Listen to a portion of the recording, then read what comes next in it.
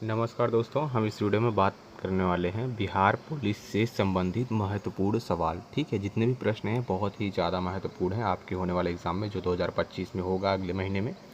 तो वीडियो को शुरू से लेकर अंत तक देखिएगा और इस चैनल पर आपको डेली बिहार पुलिस से रिलेटेड जनरल नॉलेज का एनालिसिस कराया जाएगा। ठीक है, ताकि आप होने वाले एग्ज़ाम में अच्छा से अच्छा स्कोर कर पाओ। चलिए देखिए सवाल क्या है पहला, और इसमें प्रीवियस ईयर के क्वेश्चंस भी शामिल हैं। ठीक है, देखिए सवाल क्या है पहला सवाल है कि विलियम बेंटिक द्वारा किस सुधारक उपाय को लागू नहीं किया गया था।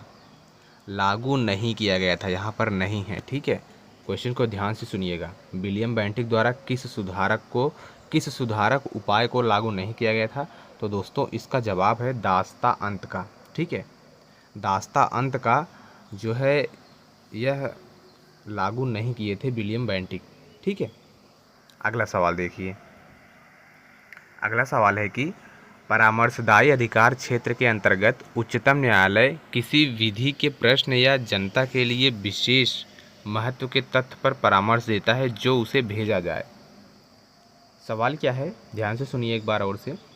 परामर्शदायी अधिकार क्षेत्र के अंतर्गत, ठीक है, उच्चतम न्यायालय यदि किसी विधि के प्रश्न या जनता के लिए विशेष महत्व तथ्य पर परामर्श देता है तो उसे किसे भेजा जाता है।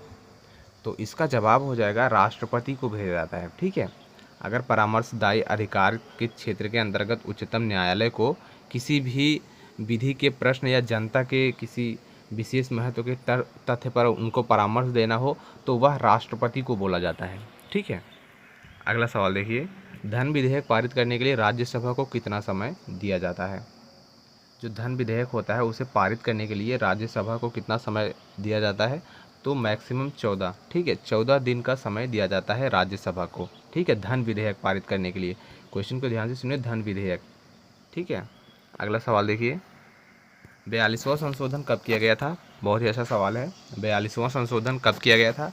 तो यह 1976 में किया गया था। ठीक है, 42वां संशोधन 1976 में किया गया था और इसमें समाजवाद का कुछ था ऐसे। ठीक है, अगला सवाल देखिए। ब्रिटिश संसद के सदस्य बनने वाले पहले भारतीय कौन थे। ब्रिटिश संसद के सदस्य बनने वाले पहले भारतीय कौन थे। तो इस सवाल का जवाब है दादा भाई नौरोजी। ठीक है, ब्रिटिश संसद के पहले सदस्य थे भारतीय सदस्य दादा भाई नौरोजी। अगला सवाल देखिए क्या है।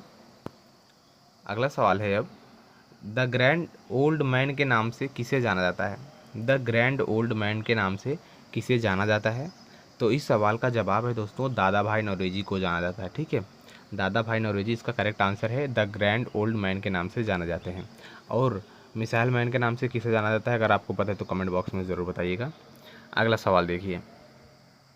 पृथ्वी के कुल 7 क्षेत्र का पृथ्वी के कुल क्षेत्र का लगभग कितने प्रतिशत भाग जल में है। पृथ्वी के कुल जितना भी क्षेत्र है वह लगभग कितने प्रतिशत भाग जल में है, जलमंडल में है। तो इसका जवाब है 71%। ठीक है, 71% जलमंडल में है। पृथ्वी का कुल सतह जितना है, सतह का क्षेत्रफल। अगला सवाल देखिए। वायुमंडलीय घटनाएं किस मंडल में होती हैं। वायुमंडलीय घटनाएं किस मंडल में होती हैं। तो इस सवाल का जवाब है क्षोभ मंडल में। ठीक है, क्षोभ मंडल में होती हैं वायुमंडलीय घटनाएं। ठीक है, और इसे हम ट्रोपोस्फेयर भी कहते हैं, इंग्लिश में ट्रोपोस्फेयर बोला जाता है। ठीक है, अगला सवाल देखिए। लघु संविधान किस संशोधन को बोला जाता है। लघु संविधान किस संशोधन को बोला जाता है। तो 42वां जो संशोधन हुआ था 1976 में। ठीक है, इसे हम लघु संविधान बोलते हैं। अगला सवाल देखिए। मानव पित्त जो एक पीले और हरे रंग का तरल होता है उसकी प्रकृति कैसी होती है। सवाल क्या है, ये विज्ञान से रिलेटेड है। ठीक है, मानव पित्त जो एक पीले और हरे रंग का तरल होता है उसकी प्रकृति कैसी होती है दोस्तों, वह क्षारीय होती है। इसका जवाब है क्षारीय। अगला सवाल देखिए, यह है विज्ञान से रिलेटेड। अक्रिय गैस कौन कौन सी होती है। क्वेश्चन क्या है, और इसमें ये 4 ऑप्शन दिए जाएंगे और उसमें पूछा जाएगा कि अक्रिय गैस कौन सी नहीं है। क्वेश्चन को ध्यान से सुनिएगा, आप देखिएगा आप लोग एग्ज़ाम देते समय। उसमें नहीं लिखा रहता है, ठीक है, जो कि आप लोग गलत करके आ जाते हो।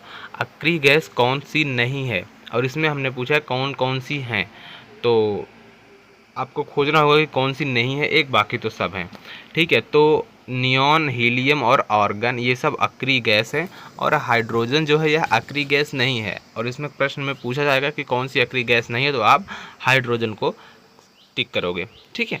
अगला सवाल देखो, ब्रिटिश हाउस ऑफ कॉमन में सर्वप्रथम किस भारतीय ने आर्थिक निष्कासन सिद्धांत को भर्त्सना की थी। क्वेश्चन क्या है, ध्यान से सुनिए।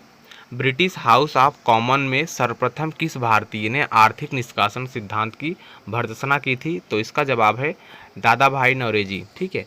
जहां ब्रिटिश से संबंधित आए तो अधिकांश याद कीजिएगा दादा भाई नौरोजी का जो है उल्लेख पहले आता है। अगला सवाल देखिए, सती प्रथा को किस सन में समाप्त किया गया था। सती प्रथा को दोस्तों 1829 में समाप्त किया गया था, और राजा राम मोहन के संयोग से लॉर्ड विलियम बेंटिक ने सती प्रथा को समाप्त किया था 1829 ईस्वी में, ठीक है। अगला सवाल देखिए, बलवंत राय मेहता समिति गठन कब हुआ। बलवंत राय मेहता यह समिति जो है यह गठन कब हुआ था, 1957 में, ठीक है। जो बलवंत राय मेहता समिति का गठन हुआ था यह 1957 में हुआ था।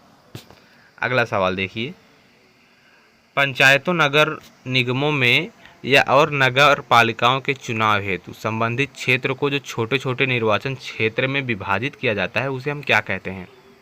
क्वेश्चन क्या है, पंचायत, नगर निगमों या नगर पालिकाओं को जैसे चुनाव जब होता है तो उसे छोटे छोटे निर्वाचन क्षेत्रों में विभाजित कर दिया जाता है, तो जो विभाजित किया जाता है उसको हम क्या बोलते हैं, तो उसको हम वार्ड बोलते हैं, ठीक है।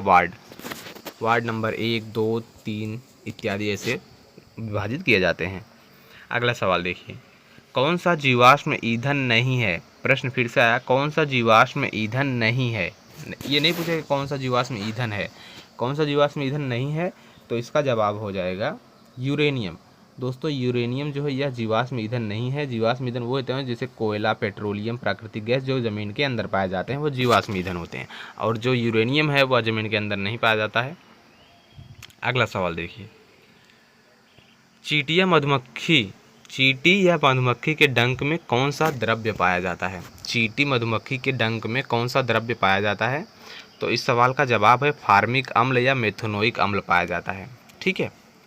चींटी मधुमक्खी के डंक में फार्मिक अम्ल या मेथनोइक अम्ल पाया जाता है। अगला सवाल देखिए, अब टमाटर में कौन सा अम्ल पाया जाता है। टमाटर में कौन सा अम्ल पाया जाता है, तो उसमें ऑक्जेलिक अम्ल पाया जाता है। क्या, ऑक्जेलिक अम्ल, ठीक है। अगला सवाल देखिए, लोहे पर कलई के लिए किस धातु का उपयोग किया जाता है कि जिससे वह खराब ना हो या उसके क्षय को रोका जा सके। तो लोहे को कलई करने के लिए जिंक का प्रयोग किया जाता है, जिंक धातु का उपयोग किया जाता है जिससे वह जंग ना खाए। अगला सवाल देखिए, वर्तमान में राष्ट्रीय राजनीतिक दल पार्टी कितने हैं। वर्तमान में राष्ट्रीय राजनीतिक पार्टी कितनी है, तो टोटल 6 पार्टियां हैं, ठीक है। इस समय 6 पार्टी हैं। अगला सवाल देखिए, राष्ट्रीय शिक्षा नीति 1946 का उद्देश्य क्या नहीं था। क्वेश्चन क्या है, राष्ट्रीय शिक्षा नीति 1986 का क्या उद्देश्य नहीं था, तो शिक्षा सिर्फ उनके लिए जो इसमें रुचि रखते हैं यह उद्देश्य नहीं था। जो चाहे वो भी शिक्षा कर सकते हैं, ठीक है। जो नहीं कर रुचि रखते वो भी कर सकते हैं, तो उसका उद्देश्य ये बिल्कुल नहीं था कि जो शिक्षा के लिए रुचि रखते हैं सिर्फ वही शिक्षा का अधिकार प्राप्त कर सकते हैं। तो ये थे जो है महत्वपूर्ण सवाल। वीडियो पसंद आए तो लाइक कीजिएगा, चैनल को सब्सक्राइब कर लीजिए। इसी प्रकार से एनालिसिस करने के लिए डेली बिहार पुलिस से संबंधित और रेलवे से संबंधित किसी भी गवर्नमेंट एग्जाम से संबंधित प्रश्न अपलोड किए जाते हैं, ठीक है। वीडियो प्रीवियस ईयर के क्वेश्चंस भी रहते हैं अधिकांश, ठीक है।